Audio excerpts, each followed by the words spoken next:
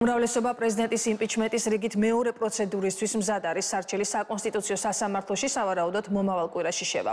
მიზეზად მმართველი გუნდი მთავრობასთან შეთანხმების გარეშე პრეზიდენტის უცხოეთში ვიზიტებს ასახელებს, რაც ხელისუფლების განცხადებით კონსტიტუციის დარღვევაა.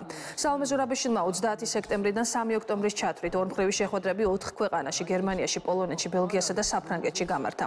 მმართველი გუნდის განცხადებით სალომე ზურაბიშვილი საკუთარი ქმედებებით უფლებამოსილებას აჭარბებს და კონსტიტუციური კანონის ჩარჩოებიდან გადის, რის გამოც მან თანამდებობა იმპიჩმენტის წესით უნდა დატოვოს.